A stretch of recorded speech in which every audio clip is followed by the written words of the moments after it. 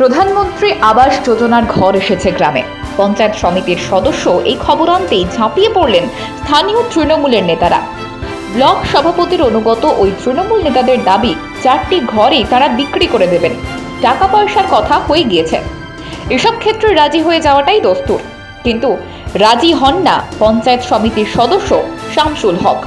তারপর চলে অকথ্য মার। কি কারণে মারধর করলাম না? ব্লকে কটা ঘর এসেছিলো গরিব মানুষের জন্য, সেই ঘরের বিষয়ে ওরা দালালি করতে চাইছে। আমি সেই দালালিতে নারাজ। ওরা বলে যে ঘরগুলো আমরা নিয়ে বিক্রি করি। আমি বলে সেটা হবে না, এই কারণ টাকা তোলার কি ঘর দেওয়ার অভিযোগ করছেন? হ্যাঁ, টাকা তুলে ঘর দেওয়ার অভিযোগ। ওরা দালালি করা ছাড়া কোনো রাস্তা নাই ওদের, সব দালালি। আর আমি সেই দালালিতে রাজি নাই। ভরতপুর 1 নম্বর পঞ্চায়েত সমিতির তৃণমূলের বিদ্যুৎ কর্মাধ্যক্ষ এই শামসুল হক। মাত্র 4খানা প্রধানমন্ত্রী আবাস যোজনার ঘর এসেছিল গ্রামে। গ্রামের তৃণমূল নেতা সানোয়ার শেখ, জাহিরুল শেখ, মিনারুল শেখদের দাবি ঘরগুলো বেচে দেওয়াই ভালো, তাহলে বেশ কিছু বাড়তি টাকা আসে ঘরে। মানতে অরাজি হন শামসুল হক। সেই কারণেই বাড়ি বয়ে বেধড়ক মার। আমার বাড়িতে এসে আমার লান দিকে লাথি মেরে ফেলে দিয়েছে, তার হাতটা ভেঙে গেছে। কটা দিয়ে ঘটনাটা হয়েছে? 8টার সময়, গতকাল সন্ধ্যে রাত্রে। কি দিয়ে মারধর করেছে আপনাকে? কিল, ঘুষি, লাথি। থানায় অভিযোগ করেছেন? হ্যাঁ, অভিযোগ করেছি। কি চাইছেন এখন আপনি? চাই যে কেসের মাধ্যমে যেটা হবে।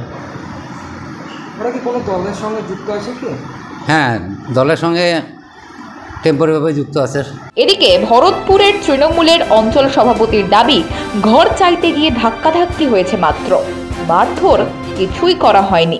দাদা, আপনার অঞ্চলের পঞ্চায়েত সমিতির কর্মাধ্যক্ষ বিদ্যুৎ শামসুল হক সাহেব, তেনাকে মারধর করা হয়েছে বলে অভিযোগ, কি বলবেন? এটা পুরাটাই মিথ্যা কথা। মানে আমি অ্যাকচুয়ালি সন্ধ্যেবেলায় আমি পাড়ে বাড়ি বসেছিলাম। আমাদের গ্রামের পাড়ার সব পাবলিক মানে 4টে ঘরে এসেছিল, শুনুন তো। 4টে ঘরের মধ্যে 4টে ঘর একটা সমস্যাটা দিয়ে দেয় তাকে, ওই হীরাকে। এই জন্যই আমাদের পাবলিক মানে অত্যন্ত হয়।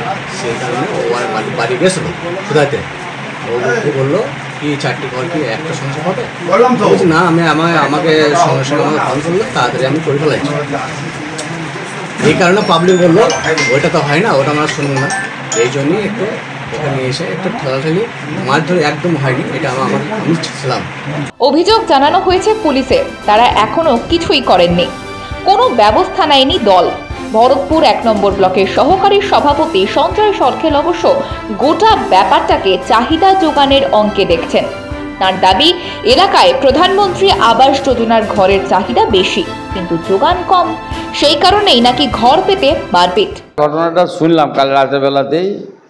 আমাকে ফোন করেছিল আমার বিদ্যুৎ কর্মাধ্যক্ষ যে ওর সঙ্গে নাকি ওখানকার কিছু লোকের ঝামেলা হয়েছে এবং ঘরকে কেন্দ্র করে এই এমএসডিপির সরকারি যে দুস্থ মহিলাদের, মাইনরিটি মহিলাদের ঘর, সেই ঘর নিয়ে কারণ দীর্ঘদিন ধরুন ঘর পায় না লোকে।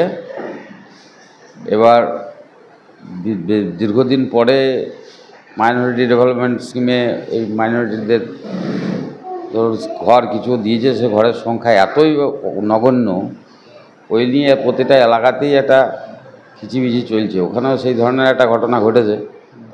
তো যাই হোক, ব্যাপারটা শুনেছি এবং দলকেও জানানো হয়েছে।